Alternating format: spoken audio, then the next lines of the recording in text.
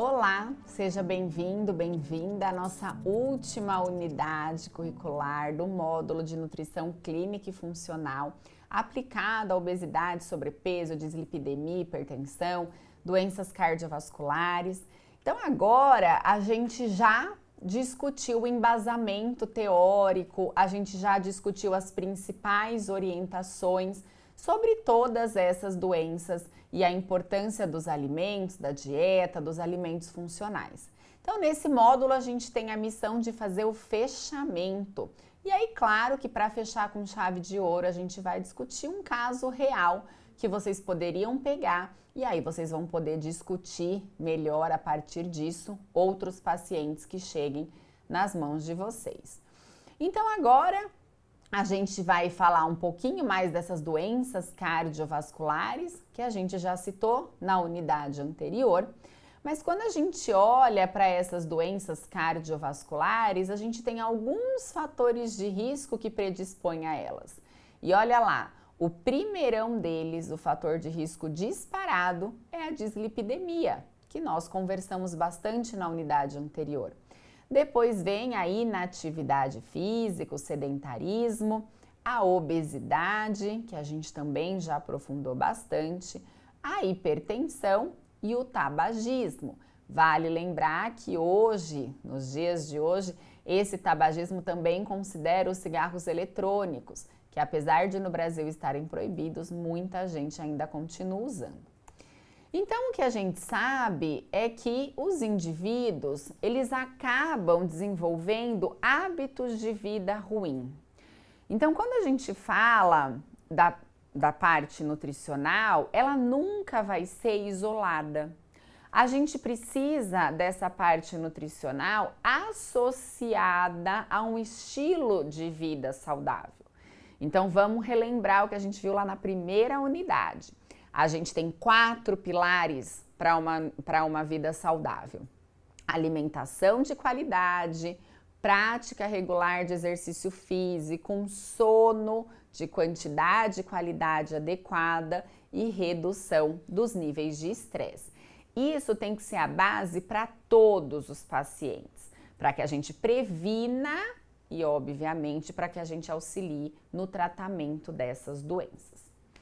Conforme a gente viu agora na última unidade, quando a gente pensa em doença cardiovascular associada ao estilo de vida, porque é claro que associados a variações anatômicas, genéticas, a gente tem outras doenças que vão ser inseridas. Mas ao estilo de vida, que é o nosso principal foco, o principal problema é a formação das placas de ateroma, que predispõe à aterosclerose. E vale lembrar que isso é um processo inflamatório que ocorre na íntima da artéria, ou seja, não é simplesmente que o LDL vai se ligando e forma essa camada, essa obstrução. Nessa outra imagem, a gente dá uma noção melhor de como que esse processo é de dentro da íntima da artéria em direção ao centro do lúmen do vaso. E pode ser que a gente tenha, inclusive, uma obstrução total. Essa obstrução é o que predispõe ao infarto agudo do miocárdio, que depende, obviamente, da circunstância, pode levar a complicações mais ou menos graves. Então, o nosso objetivo, primeiro de tudo, deve ser prevenir. Então, todos os nossos pacientes devem ter uma dieta prescrita com base nisso tudo que a gente está conversando, com o objetivo de prevenção. Caso você atenda um paciente que já tem uma dislipidemia instalada ou que já tem placa de ateroma, histórico de infarto agudo do miocárdio, os cuidados têm que ser ainda maiores. Então, essas estratégias todas que nós falamos, elas têm que ser seguidas à risca para evitar que ele fique com um comprometimento grave ou que ele venha a óbito em decorrência dessas doenças que podem ser tão facilmente evitadas se a gente tiver um estilo de vida saudável. Então, lembrem, MEV, modificação do estilo de vida.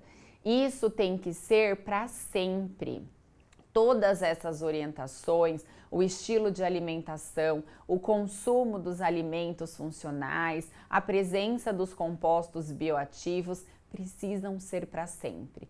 Isso é o que vocês precisam convencer o paciente que vai estar sendo tratado, porque senão tudo que a gente tiver de melhora no período em que isso estiver sendo seguido é revertido com a parada da dieta, quando para o consumo desses alimentos. Então a gente só consegue esses benefícios enquanto a gente está na alimentação saudável.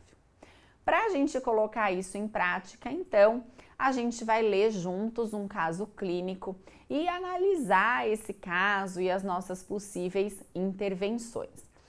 Então, no nosso caso, a gente tem um paciente do sexo masculino de 62 anos, pardo, bancário, casado, que chega ao consultório para controlar o diabetes e a hipertensão arterial. E ambas as alterações já foram diagnosticadas há cerca de 10 anos. Ele também tem dislipidemia, diagnosticada há 7 anos. E ele fala que ele não estava tratando direito como deveria, então significa que ele estava com essas alterações não controladas. Essa situação, gente, um paciente que tem diabetes, hipertensão e cardiopatia, a alteração aí da dislipidemia, é muito comum, muito comum. Infelizmente, é um quadro que vai se repetir no consultório. Ele relata também que teve um infarto agudo do miocárdio há 3 semanas. Então, evidenciou uma doença aterosclerótica avançada. Discutimos bastante agora a fisiopatologia desse processo. E aí, resolveu se cuidar, fazer um acompanhamento. Então, isso também é muito comum. As pessoas vão levando do jeito que tá e acabam só procurando uma ajuda efetiva quando já teve uma situação mais grave. Nessa idade, então ele está com 62 anos, é mais comum que o infarto agudo do miocárdio não seja fatal. Por quê? Ao longo do processo de vida, pela estimulação intensa do coração enquanto músculo, acontece um processo chamado angiogênese, que é a formação de novos vasos. Então, são vasos colaterais às coronárias, que são as principais que vão sofrer esse processo de aterosclerose. Então, o que acontece? Se eu obstruo essas coronárias, mais à esquerda, mas se eu tenho obstrução das coronárias, eu tenho ainda uma pequena circulação colateral pela angiogênese. Por isso que é mais fácil de uma pessoa mais velha sobreviver a um infarto agudo do miocárdio. Diferente de uma pessoa mais jovem, que tem menos angiogênese, então frequentemente a gente tem o que a gente chama de infarto fulminante. Ele nega alergia aos medicamentos e outras doenças, que já não são essas diagnosticadas aí há 10 e 7 anos. E aí ele fala que ele é sedentário e possui maus hábitos alimentares, tudo condizente com a situação que ele tem. Só que ainda tem um agravo, ele tem um histórico familiar. Ele relata que o pai faleceu aos 53 anos de infarto agudo do miocárdio e a mãe, que ainda é viva, tem hipertensão arterial e dislipidemia. Então, isso a gente vai identificar na anamnese com o paciente. Um bom tratamento começa sempre com uma boa anamnese. A gente vai fazer toda a investigação do histórico pessoal e familiar, para que a gente possa somar esses fatores. E isso vai influenciar na nossa determinação do risco desse paciente. No exame físico, então, ele estava em estado regular geral, em estado geral regular, não bom estado geral, porque estava ali apresentando algumas alterações, mas estava lúcido, sem febre, acianótico, anictérico, hidratado, eupneico, normocárdico, com a pressão arterial 150/80, o que já caracteriza aí uma hipertensão, então ela não estava adequadamente controlada. os exames de aparelho respiratório e digestório sem grandes alterações. E na antropometria, identificou-se que ele estava com IMC de 31,7. É classificado como um obeso, geralmente obeso grau 1, que é acima de 30. E a circunferência abdominal de 97 centímetros. Então, a gente também tem uma circunferência abdominal aumentada. Nos exames laboratoriais, a glicemia de jejum estava 134, o colesterol total 224, os triglicerídeos 251, HDL de 36 e LDL de 147. Então, a hora que a gente olha esses valores, a gente percebe que glicemia elevada, colesterol total elevado, triglicérides elevado, LDL elevado e HDL baixo. Então, a gente já passou nas outras unidades todos os valores de referência e aí é claro que com o tempo e com a prática isso já vai ficando automático para você. Então, a gente analisou todas as características do paciente e aí a gente precisa ter uma intervenção. Para essa intervenção, eu gerei 2 perguntas para que vocês possam se basear. Então, a primeira delas, o paciente possui dislipidemia primária ou secundária? E por que você chegou nessa conclusão? Então, a dislipidemia desse paciente, ela é uma dislipidemia secundária. Mas por que secundária?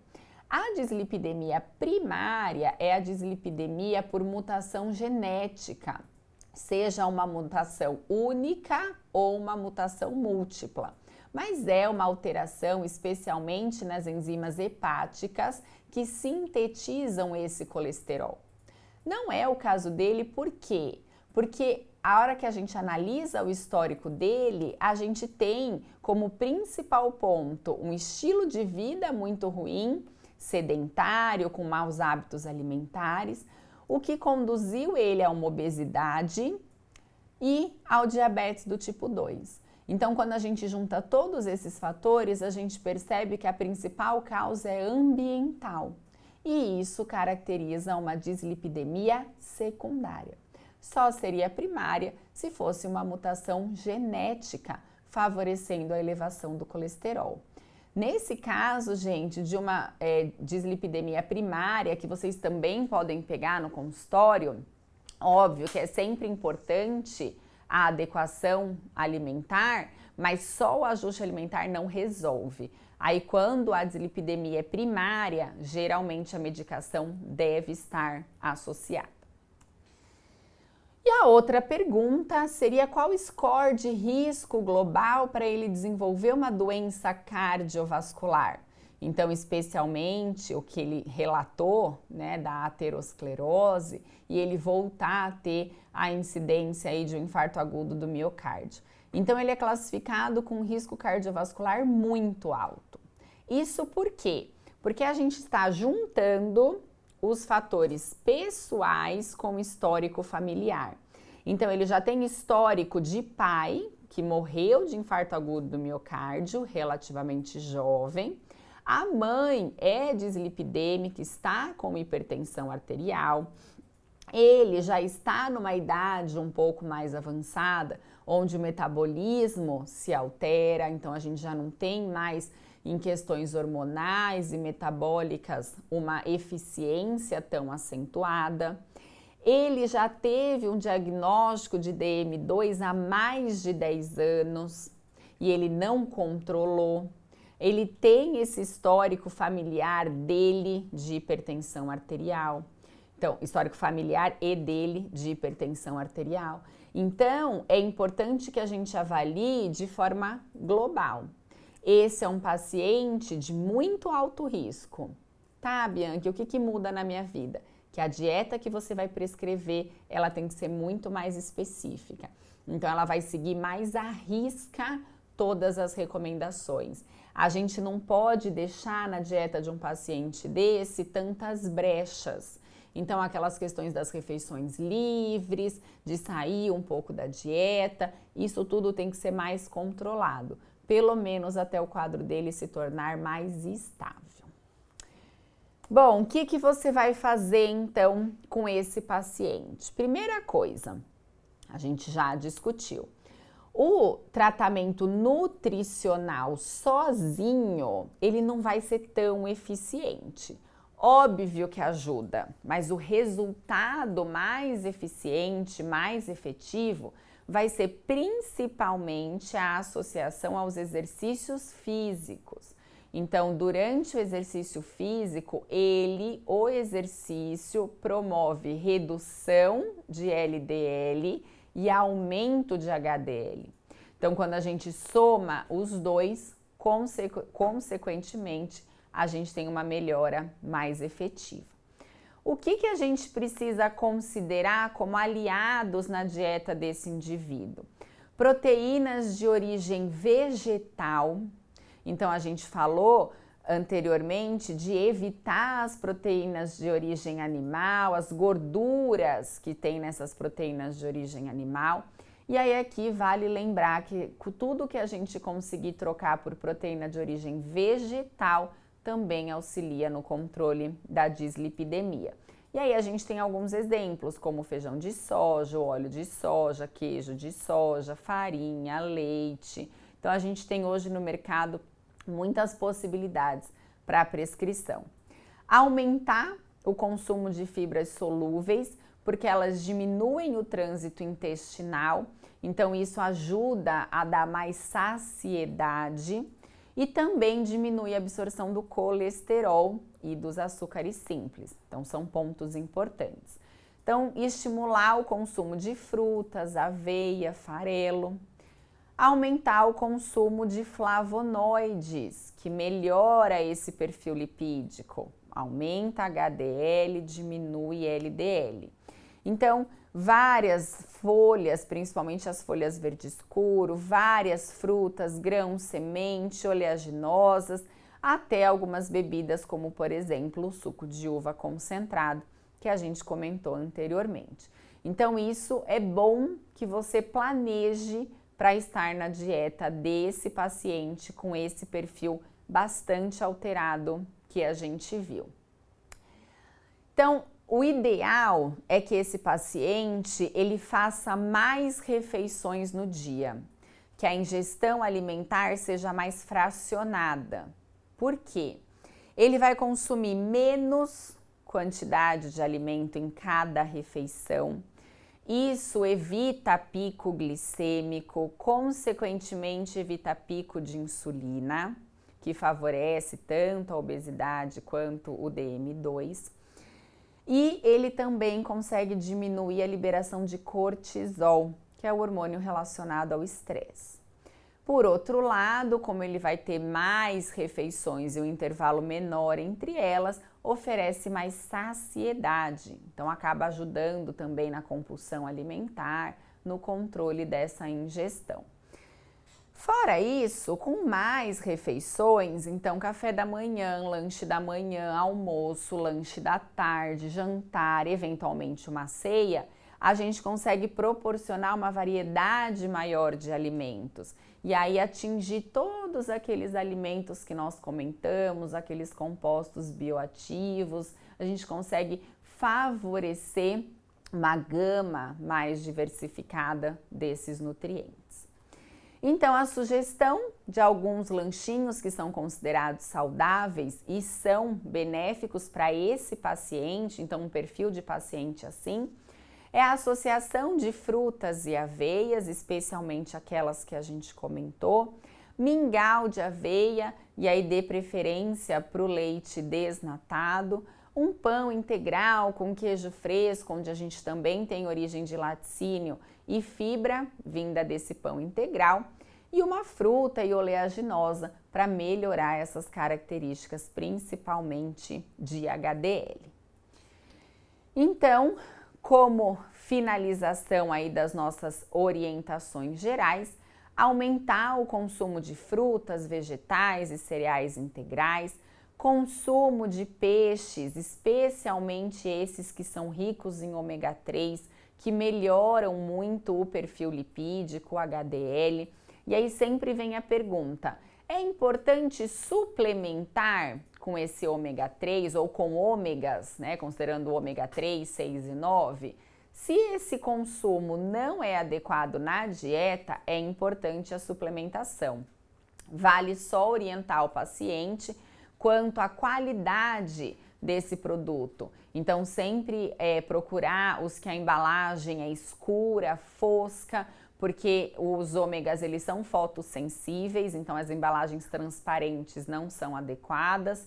Indicar também a aprovação dos principais órgãos para que eles não contenham muitos metais pesados que podem estar associados a partir da extração de alguns tipos de peixe. Então, um ômega de qualidade é sempre um bom aliado na suplementação, tanto para a prevenção quanto para o tratamento dessas doenças. Evitar usar o sal, então preferir o tempero a partir de ervas e de outras iguarias, então alho, cebola e até outros fatores que são palatáveis, mas que não têm associação com o sal. Tanto que na prática a gente fala, faz o sal de ervas, né? Então você põe bem pouquinho sal e aumenta a quantidade dessas ervas que são palatáveis. E aí, claro, precisa evitar o consumo dos industrializados, porque eles já vêm com adição de sódio. Os laticínios são importantes, como a gente falou, eles têm proteínas boas que auxiliam na saciedade, mas preferi os que têm menor teor de gordura, então principalmente os desnatados. Reduzir a ingestão desses alimentos que são ricos em colesterol, então são ricos em gorduras saturadas, aí a gente tem os queijos mais amarelados, as carnes com mais gordura, tanto intrínseca, que é aquela gordura entre as fibrinhas, quanto com aquela capa de gordura. E aí todos os alimentos que são ultraprocessados ou processados, justamente, mas que estão ricos em gordura. Evitar o consumo de doce, açúcar refinado, então bolos, pães, massa branca, refrigerante, tudo aquilo que a gente já conversou. E melhorar aí o consumo de gorduras saudáveis que potencializam principalmente o HDL, como o azeite de oliva, lembrando que o benéfico é o extra virgem, e também é importante que o frasquinho seja esse mais fosco, mais escuro. E aí os alimentos como abacate, nozes, castanhas e amêndoas. Lembrando que eles são benéficos, mas não pode ser à vontade, porque eles são muito ricos em gordura. Então a gente tem algumas dietas específicas, como por exemplo a dieta do Mediterrâneo, que utiliza grande quantidade de azeite, de peixes, mas é tudo muito pensado e também para populações mais adaptadas, populações específicas. Relembrando então de alguns compostos que nós já falamos, mas que seriam importantes aplicar para esse paciente, um perfil de paciente assim. Então, os compostos bioativos ricos em carotenoides, todos aqueles que nós discutimos, ricos em fibras, então aqui a gente tem mais fibras que a gente não viu anteriormente, como quitosana, dextrina, então a gente tem algumas fibras que a gente encontra nos alimentos que favorecem também essa redução da absorção de açúcares simples e de colesterol. E a importância dos compostos bioativos que são os probióticos. Então lembrem sempre, hoje a gente tem um foco muito grande nessas questões da manutenção da microbiota. O eixo intestino-cérebro está sendo investigado para prevenção de doenças, para o tratamento da obesidade e dessas doenças associadas ao estilo de vida. Então vale sim a pena o consumo. Obviamente o seu papel enquanto profissional vai ser deixar tudo adequado. Para nós finalizarmos então a nossa conversa, é importante a gente lembrar uma frase bem antiga, né? Que todas as substâncias podem ser veneno. Então, a gente tem que ver a dose. Então, a gente fala sempre, né, que a diferença entre o remédio e o veneno é a dose. Então, esses compostos, eles devem ser prescritos, mas respeitando aquelas indicações, as doses certinhas, para que a gente também não tenha um prejuízo em relação a isso.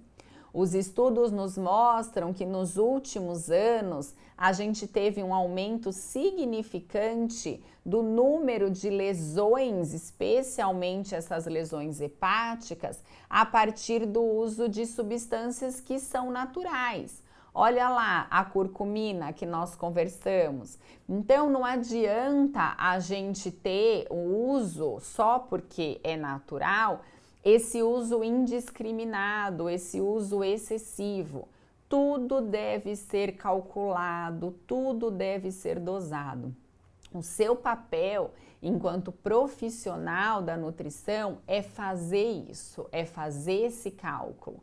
Então, a partir das investigações de anamnese, de exames laboratoriais, de medidas antropométricas, a gente traça o perfil do paciente e, obviamente, vai prescrever a partir disso. Um último ponto importante é que a ideia do seu tratamento é mudar o perfil desse paciente. Então, é fazê-lo emagrecer, melhorar a massa muscular, controlar todos os níveis glicêmicos, lipidêmicos, de pressão. Então, de tempos em tempos, você vai ter outro paciente. É a mesma pessoa, mas como é outra condição, você vai ter que rever todos os cálculos, as estratégias, proporcionar mudanças que melhorem a adesão dele à dieta. Então, é importante que o tratamento ele seja crônico, ele seja contínuo e, mais do que isso, ele seja uma via de mão dupla. Então, existe um ditado na nutrição saudável que a dieta deve se encaixar no paciente e não o contrário. Então, às vezes a gente prescreve uma dieta que na teoria é linda, segue todas as recomendações de todos os artigos, mas na prática o paciente não consegue fazer. Então, não vai ter resultado nenhum. Então, entendam o paciente, sejam empáticos com o paciente, e aí a gente tem esse atendimento que é muito técnico, fisiológico, científico, mas que é um atendimento humanizado, que a gente entende que a gente está tratando uma pessoa. E lembra que essa pessoa, ela é envolta em diversas complexidades. Então, assim a gente encerra o nosso módulo juntos. Eu espero que você tenha aproveitado bastante, que você tenha gostado. Aí seguem os contatos, a gente está sempre aqui à disposição para esclarecer qualquer dúvida e tornar o aprendizado o melhor e mais efetivo possível. Obrigada até aqui e espero que a gente se veja em breve.